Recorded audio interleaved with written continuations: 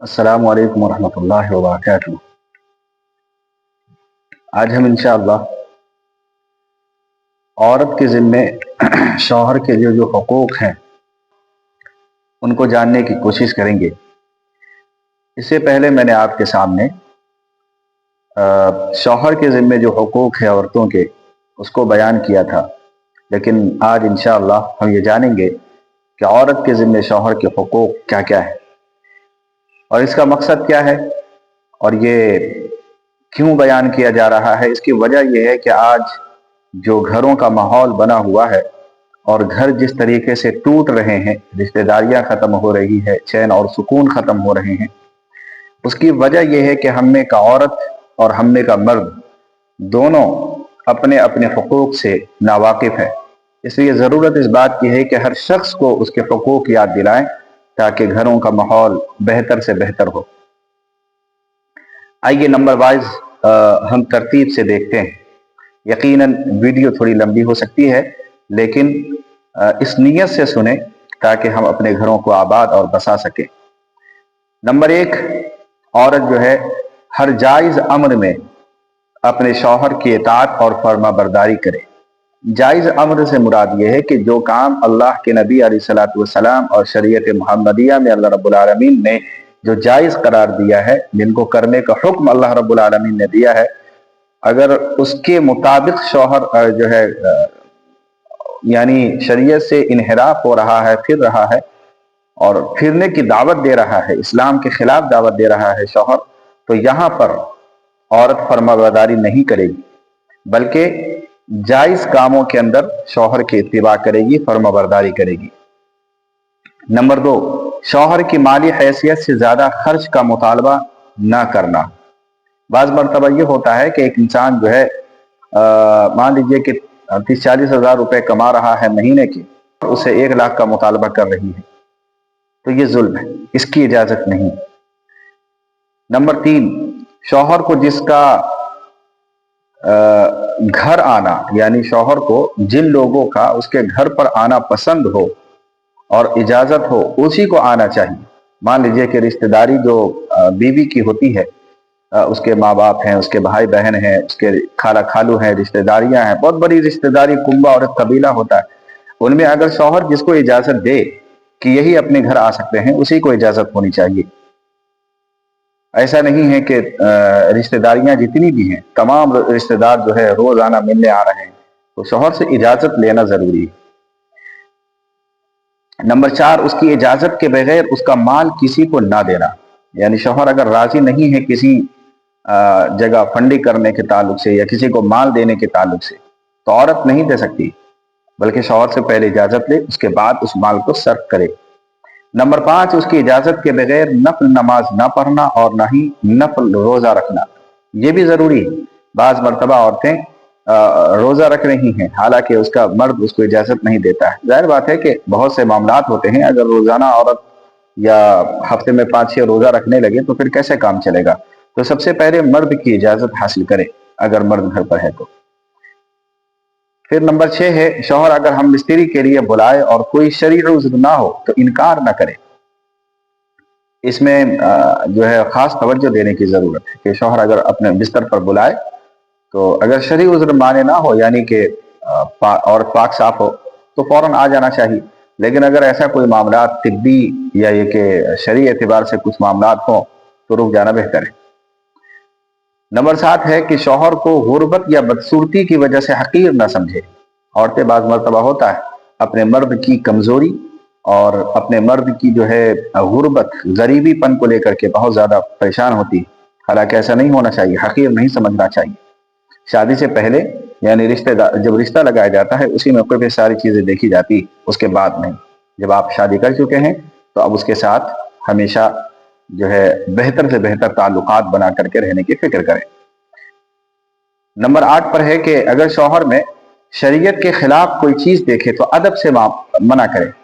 مان لیجیے کہ کسی کا شوہر شراب پی رہا ہے یا جوا کھیل رہا ہے یا کوئی ایسا کام ہے جو نہیں کرنا چاہیے شریعت کے مطابق وہ کر رہا ہے، تو عورت ایسا نہ ہو کہ واویلا کرنے لگے اور پھٹکار ہو جائے، جھگڑے جلوس ہونے لگے، بلکہ اس کو نرم لہجے کے ساتھ منع کرے، اچھی تدبیر اور حسن اخلاق کے ساتھ منع کرے۔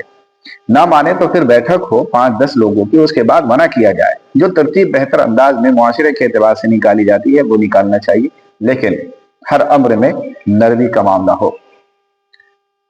نمبر 9 ہے کہ شوہر کو اس کے نام کے ساتھ نہ پکارنا۔ یہ چیزیں یعنی شوہر کو بعض مرتبہ عورتیں نام کے ساتھ پکارتی ہیں، البتہ یہ بات یاد رکھے کہ کسی ایسا کلچر اور کسی ایسے معاشرے کے اندر جہاں پر نام لینا عیب نہ معلوم ہوتا ہو شوہر کا، تو وہاں پر لے سکتی ہیں۔ البتہ عموماً جہاں پہ اچھا معاشرہ ہو، یا یہ کہ اخلاقی لوگ رہتے ہوں، یا کہہ سکتے ہیں کہ خاندانی لوگ رہتے ہیں، تو وہاں پہ عموماً آج بھی شوہر کے نام نہیں لیے جاتے ہیں ادب کے اندر، لہٰذا وہاں پہ نام نہیں لینا چاہیے، اور دیگر عرفی نام یا یہ کہ کوئی ایسے شناخت سے اس کو پکارا جائے جو سامنے والا یعنی مطمئن اور اطمینان کے ساتھ رہے۔ آگے ہے کہ نمبر 10 پہ کہ کسی کے سامنے اس کا عیب بیان نہ کرنا، اور اس کے سامنے کسی کے سامنے زبان درازی نہ کرے، یعنی خود شوہر کے سامنے یا کسی دوسرے کے سامنے، اور شوہر کا عیب بیان نہ کرنا کسی دوسرے کے سامنے۔ یہ بہت بڑی چیز ہے۔ بعض مرتبہ عورتیں ہوتی ہیں کہ دوسرے جب کسی سے بات کرتی ہیں تو کسی اور کا عیب بیان کرنا ہوتا ہے تو اپنے شوہر کی طرف منسوخ کر دیتی ہیں۔ بھائی یعنی اب میں کیا بتاؤں، شوہر کے عیب بیان کرنے میں لوگوں کو دلچسپی ہوتی ہے، حالانکہ یہ چیز صحیح نہیں۔ شوہر کے عیب کو بیان کرنا بالکل ناجائز ہے، اس کی اجازت بالکل نہیں۔ تو اس سے معاشرہ ٹوٹتا ہے۔ معلوم چل جائے شوہر کو کہ میرا عیب بیان کیا جا رہا ہے تو کیا تکلیف ہوگی وہی سمجھتا ہے۔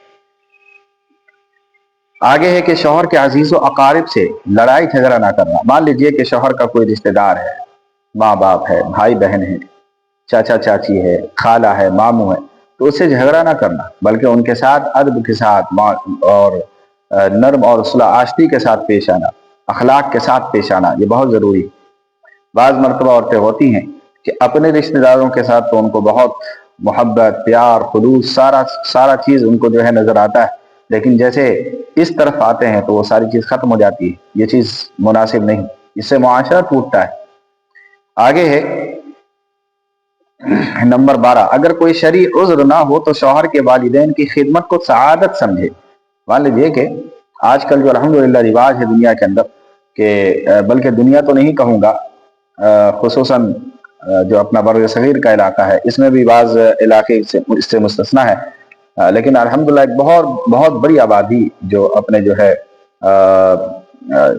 ہے خواتین کے جو ساس ہیں اور ان کے سسر ہیں ان کی خدمت کرنے کو اپنا توقیر سمجھتی ہے، عزت سمجھتی ہے، یہ بہت اچھی چیز ہے۔ لیکن بعض ایک نہیں ہزاروں کیس ایسے آتے ہیں کہ ان چیزوں سے وہ دور رہتی ہیں، لہٰذا اس کو سمجھنا چاہیے اور خدمت کو سعادت سمجھنا چاہیے، اللہ کی طرف سے دین اور اس کا جو ہے نعمت عظمیٰ سمجھنا چاہیے، یہ جب تک زندہ ہیں، کیونکہ شوہر کے ماں باپ ہیں، وہ گویا کہ آپ کی جنت کے جنت ہے وہ، لہٰذا ان کو حقیر نہ سمجھے اور ان کی عبادت اگر شرعی عذر نہ ہو، اگر شریعت نے شرعی عذر ہو جہاں پر تو وہاں پر تو اس کی اجازت ہے کہ ان سے علیحدہ ہو سکتے ہیں، لیکن شرعی عذر نہ ہو تو پھر ان کو خدمت کو سعادت سمجھنا چاہیے اور کرنا چاہیے، دل و جان سے کرنا چاہیے، اس سے معاشرہ اور فیملی سسٹم ذرا مضبوط ہوتا ہے۔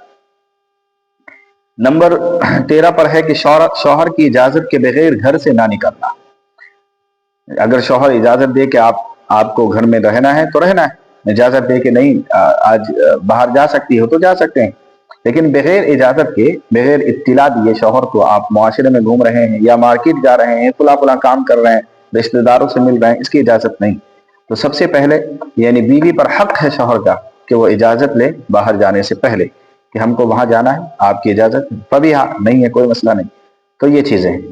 نمبر 14، عورت اپنے رب کا حق ادا نہیں کر سکتی جب تک اپنے شوہر کا حق ادا نہ کرے۔ یہ حدیث بھی ہے، اور اس سلسلے میں یہ سمجھنے کی ضرورت ہے کہ سب سے پہلے وہ عورت اپنے رب کا شکر اور حق ادا کرنے والی بن سکتی ہے جب شوہر کے حقوق اور اس کے حق کو ادا کرنے والی بن جائے۔ اگر شوہر ناراض ہے اور دعویٰ کر رہی ہے کہ وہ اللہ کی بھی مقرب اور خاص بندی ہے تو یہ نہیں ہو سکتا ہے۔ سب سے پہلے شوہر کی اطاعت اور فرمانبرداری اس کے اوپر ضروری ہے، اور یہ چیز ہوگا تو جا کر کے وہ اللہ سے بھی قریب ہو سکتی ہیں۔ تو ان چیزوں کو خاص خیال رکھنا ہے۔ نمبر 15، جس عورت کی موت اس حال میں آئے کہ اس کا شوہر اسے راضی ہو تو وہ جنتی۔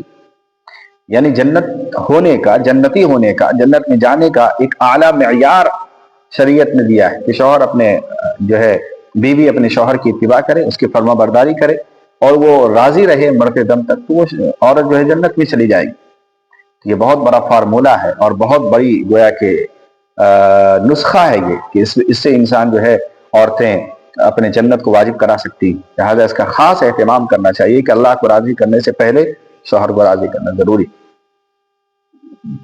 نمبر 16، شوہر کے لیے بناؤ سے اظہار کرنا اس کا حق ہے، عورت کو اس پر اجر ملتا ہے۔ یہ شوہر جو عورتیں جو شوہر کے لیے میک اپ کر رہی ہیں، اس پر اللہ رب العالمین اس کو اجر اور نیکی عطا فرماتے ہیں۔ لیکن اگر کسی اور کے لیے، بعض مرتبہ آج ہمارے معاشرے کا یہی ماحول بنا ہوا ہے کہ گھر کے اندر تو وہ بالکل جو لفظ استعمال میں کر سکتا ہوں کہ بھنگی بن کے رہتی اور بالکل اجڑے ہوئے بال اور بکھرے ہوئے گیسو اور پھٹے ہوئے کپڑے اس طریقے سے، اور لیکن جب باہر جانا ہوا ہوتا ہے تو پھر وہی عورت جو گھروں کے اندر ایک معمولی سی انسان بنی رہتی ہے، وہ بالکل فرحت اور تازہ اور حسینہ بن کر کے نکلتی ہے۔ تو یہ چیز جائز نہیں، باہر کے لیے نہیں بلکہ گھر کے اندر ہونا چاہیے سارا کام۔ مرد کے لیے سنگار کرنا اس پر اللہ اجر دیتا ہے، باہر کے لیے نہیں۔ باہر تو انسانوں کو گمراہ کرنے اور شیاطین کے چنگل میں آنے کا یہ ذریعہ ہے، لہٰذا اس کا خاص اہتمام کرنا چاہیے کہ بناؤ، سنگار، میک اپ، یہ ساری چیزیں اپنے شوہر کے لیے گھروں کے اندر ہونا چاہیے۔ نمبر 17، شوہر پر حضرت خدیجہ رضی اللہ تعالی عنہا کی طرح اپنا مال خرچ کرنا یہ بھی سعادت ہے، اس کو سعادت سمجھنا چاہیے کہ جس طریقے سے اما عائشہ نے، جو ایک مالدار عورت تھی، اما خدیجہ رضی اللہ تعالی عنہا، انہوں نے آپ صلی اللہ علیہ وسلم پر جو مال قربان کیا ہے سب سے پہلے، وہ ہمارے نگاہوں کے سامنے ہونا چاہیے، وہ تاریخ اور وہ نقشہ۔ ظاہر بات ہے کہ وہ ایک عورت تھی اور آپ صلی اللہ علیہ وسلم کی بیوی تھی، انہوں نے پورا مال آپ صلی اللہ علیہ وسلم کو دے دیا۔ ضرورت تھی خرچ کرنے کے لیے، اللہ کے لیے، اللہ کے دین کو مضبوط کرنے کے لیے جو مال قربان کیا ہے تو سب سے پہلے حضرت خدیجہ نے قربان کیا ہے، یہ فخر ہے۔ تو اسی طریقے سے آج کل جو عورتیں ہیں اپنا مال اور اپنا تن من دھن اپنے مرد کے لیے بچھائے رکھے، اور جس چیز کی بھی ضرورت ہو، یعنی اگر مال کی ضرورت ہو اور عورت مالدار ہے تو جو ہے شوہر کو اجازت ہو کہ وہ لے کر کے استعمال کر سکتا ہے اللہ کے راستے، تو اس کا خاص خیال رکھنا چاہیے۔ نمبر 18، شوہر کو کوئی پریشانی پیش آئے تو اس کو تسلی دے، یہ عورت کا حق ہے۔ مان لیجئے کہ شوہر پریشان ہے آج آفس سے یا دکان اور شاپ سے، یا یہ کما کر کے یا کسی بھی طریقے سے پریشان ہو کر کے آیا، تو اس کو تسلی دینا چاہیے، نرم لہجے میں بات کرے تاکہ تسلی ختم ہو۔ اور یہ سب سے پہلے نبی علیہ الصلوۃ والسلام کی حضرت خدیجہ رضی اللہ تعالیٰ عنہ کی جو ابتدائی زندگی، اس کے اندر آپ دیکھیں گے کہ جب آپ صلی اللہ علیہ وسلم پر وحی اتر رہی تھی، اللہ رب العالمین جب قرآن اتارنا شروع کیا تو چونکہ قرآن کا وزن اور قرآن کی جو کیفیت ہے وہ اتنی زیادہ تھی کہ آپ صلی اللہ علیہ وسلم پریشان ہو گئے تھے۔ ظاہر بات ہے پہلی مرتبہ وحی اتری تھی تو آپ صلی اللہ علیہ وسلم بالکل پسینے سے شرابور تھے اور کانپ رہے تھے، بدن میں تھر تھری کا جو ہے پیدا ہو گئی تھی۔ تو حضرت خدیجہ نے اس موقع پر آپ صلی اللہ علیہ وسلم کو تسلی دی، اور تسلی کیا دی؟ فرمایا کہ اللہ آپ کو ضائع نہیں کرے گا، آپ رحم دل ہیں، غریبوں اور مسکینوں کے کام آتے ہیں۔ یہ تسلی آپ حضرت خدیجہ کی، لہذا آپ صلی اللہ علیہ وسلم کو ہوش آیا اس کے بعد۔ تو یہی سلسلہ ہم اور آپ، یعنی آج کل عورتیں اپنے شوہر کے ساتھ بھی کریں کہ جب وہ غم اور پریشانی میں ہو تو تسلی دیں۔ نمبر 19، شوہر کی خدمت محبت اور خلوص سے کرنا اپنی سعادت سمجھے، یعنی خدمت، شوہر کی جو خدمت ہے اور شوہر کی جو محبت ہے یہ عبادت سمجھنا چاہیے عورتوں کو۔ یہ نہیں کہ احسان ہے کہ میں آپ سے محبت کر رہی ہوں بول کر کے، یا میں آپ کو خدمت کر رہی ہوں، بلکہ عبادت سمجھے کہ یہ عبادت ہو رہی ہے، اللہ رب العالمین اس پر اجر دے رہا ہے آپ کو۔ تو آپ محبت بھی عبادت سمجھ کے کریں اور شوہر کی خدمت بھی عبادت سمجھ کے کریں اور سعادت سمجھ کے کریں۔ یہ اللہ کی نیک بختی ہے کہ آپ کا شوہر زندہ ہے اور شوہر کی آپ خدمت کر رہی ہیں، تو اس بات کا خاص خیال رکھنا چاہیے۔ نمبر 20، شوہر کو حرام کمائی سے بچانے کی فکر کرے۔ بعض مرتبہ ہوتا ہے کہ مرد، یہ نہیں کہہ رہا ہوں کہ جان بوجھ کر کے، بلکہ بعض مرتبہ ایسے ہوتے ہیں کہ مرد اپنے بیوی اور بال بچوں کے پیٹ پالنے کی وجہ سے حرام کمائی تک بھی چلے جاتے ہیں۔ تو ایسے موقع پر عورت کو ایک بہترین انسان بن کر کے اور شریعت کے اصول پر چلتے ہوئے شوہر کو روکنے کی ضرورت ہے، پیار و محبت سے اس کو اس ماحول اور گندے معاشرے سے بچانے کی ضرورت ہے جو کمانے جا رہا ہے اور बेकार रोजी कमा करके ला रहा है, हराम माल कमा करके ला रहा है, तो उसको नजात दिलाए, उसे रुकाए और उसे रोके कि आप भले ही थोड़ा पैसा कमाएं लेकिन आप बेहतरीन और साफ और शफाफ माल कमा करके लाएं, ताकि उससे मेरी परवरिश हो और इसी तरीके से हमारे बच्चों की परवरिश हो। तो इसका खास ख्याल रखना चाहिए। इसी तरीके से आगे है कि शौहर के सामान और घर के साफ सुथराई रखने की कोशिश करना। शौहर का सामान है, घर का सामान है, तो इसकी हिफाजत कौन करेगा? बीवी के जिम्मे है। तो इसको भी सआदत समझना चाहिए। ऐसा नहीं है कि मैं एहसान कर रही हूं बोल करके, बल्कि इसका खास ख्याल रखना चाहिए। और नंबर 22 पर है कि शौहर के आराम का ख्याल रखे। बाज़ मरतबा शौहर थक करके आता है और घर में आने के बाद और थकान हो जाती है बीवियों की तरफ से, बच्चों की तरफ से, इतने शोर, इतने शगब, इतनी परेशानियां, वहां से उसकी आवाज, वहां से उसकी आवाज, वहां से बर्तन की आवाज। तो ये सारी चीजें नहीं होनी चाहिए। उसके आराम का खास ख्याल रखिएगा ताकि वो जहनी एतबार से मुतमईन रहे, ताकि वो आगे का काम कर सके। तो इसका खास ख्याल रखना चाहिए। नंबर 23, शौहर और कोई सवाल करे तो मकसद को समझने की कोशिश करे और सोच समझ करके जवाब देने की कोशिश करे। ऐसा नहीं कि शौहर ने कोई चीज बताई, कोई सवाल किया और बस ऐसे ही कह दिया, बाद में कह रही है कि नहीं मैं तो होश में नहीं थी और मुझे बहुत ज्यादा टेंशन था, मेरा सर दर्द दे रहा था, मैंने कह दिया, बात वो नहीं, अब ये होना चाहिए। नहीं, बल्कि सोच और समझ करके जवाब दे शौहर के सवाल का। इस बात का खास ख्याल रखे, वरना होता यह है कि बाद में फिर शौहर आपसे सवाल करना छोड़ देगा, आपसे क्वेश्चन लेना छोड़ देगा, आपको जो है आपसे मशवरा करना छोड़ देगा। तो फिर आप ये कहेंगे कि हमसे कोई मशवरा नहीं किया जाता घर का। लिहाजा शुरुआत में ही इन चीजों का खास ख्याल रखें। और नंबर 24, शौहर की पुकार पर फौरन जवाब दे। यानी फौरन अगर कोई शौहर अपनी बीवी को पुकार रहा है, बुला रहा है, तो फौरन आ जाए। ऐसा ना हो कि ठीक है, आप जहन में औरतें बैठा लेती है कि एक दो बार आवाज देंगे और अपना वो काम करने लगेंगे, तो इससे घर और माशरा टूटता है। बल्कि आप फौरन आए, उस बात को समझें, और अगर लगे कि हाँ शौहर के जिम्मे है, ये आसानी से काम कर सकते हैं, तो कह दें कि आप ये काम कर लीजिए और मैं वो काम कर रही हूँ, चूंकि वो इम्पोर्टेंट है, वो जरूरी है, तो वो कर लेती हूँ। और ऐसा ना हो तो वो शौहर जो काम कह रहा है करने, तो वो कर ले। तो ये है, ये वो बातें हैं जो मुआशरे को मजबूत बनाती है और घर के फैमिली सिस्टम को मजबूत बनाती है। आगे नंबर 25 पर है कि शौहर अगर मशवरा तलब करे तो खुलूस से मशवरा दे। यानी मान लीजिए कि अगर कोई मशवरा ले रहा है घर के किसी फैमिली सिस्टम के बारे में, कारोबार के ताल्लुक से या किसी और मुताल्लिक, अगर शौहर अगर जो है मशवरा कर रहा है अपनी बीवी से, तो बेहतरीन और सोच समझ करके मशवरे का जवाब दे, मशवरा दे, तो जिसमें फायदा हो। ऐसा ना हो कि सिर्फ एक तरफा हो कि मेरा फायदा हो, शौहर का ना हो, या हमारे घर वाले का फायदा हो, गुना बाज मरतबा, बल्कि शौहर के लिए जो बेहतर हो, आगे मुस्तकबिल फ्यूचर के लिए जो बेहतर हो, उसका मशवरा देने की जरूरत है और उसको पेश नजर और मद्दे नजर रखना चाहिए। नंबर 26 पर है कि शौहर अगर गुस्सा हो तो फौरन माफी मांग ले और उसके मिजाज को ठंडा करे। बाज मरतबा शौहर गुस्से में होते हैं, घर का मिजाज है, हर घर के अंदर ये चीजें होनी भी चाहिए भाई। तो ऐसे मौके पर फौरन माफी मांगे। कौन माफी मांगे? बीवी माफी मांगे। और माफी मांगने से कोई छोटा नहीं होता है, बल्कि माफी मांगने वाले को अल्लाह रब्बुल आलमीन और ऊपर कर लेता है, उसको अपना मुकर्रब और अपना बरगुजीदा और अपना खास बंदा बना लेता है। इससे ये होगा कि शौहर को लगे कि हाँ ये मेरी फरमाबरदार भी है, तो फौरन माफी मांग ले और उसके कलेजा और दिल को ठंडा करे, ताकि वो और ज्यादा उसके लिए सोचे। नंबर 27 पर है कि शौहर के सामने जबान दराजी न करे। बाज मरतबा ये तो हर घर का रिवाज है तकरीबन 90% का, कि शुरुआत में 5 साल तक बीवियां माशाल्लाह क्या कहने हैं, आंखों की ताज हुआ करती है और आंखों का सुरू और दिलो सरों का ताज हुआ करती है। बाद में 5 साल के बाद, 10 साल के बाद जो हश्र होता है वो मत पूछिए, बताने के लायक नहीं। तो इन चीजों का खास ख्याल रखें कि हमेशा जबान दराजी करना, पुला बात पे लड़ना, पुला बात पे ताना देना, ये हो गया वो हो गया, आप कौन है बोल करके, ऐसा नहीं होना चाहिए। बल्कि हमेशा जो पहला माहौल था, जो पहले दिन वाला नजरिया और तकल्लुम बात करने का अंदाज था, वही आखिर दिन तक भी होना चाहिए।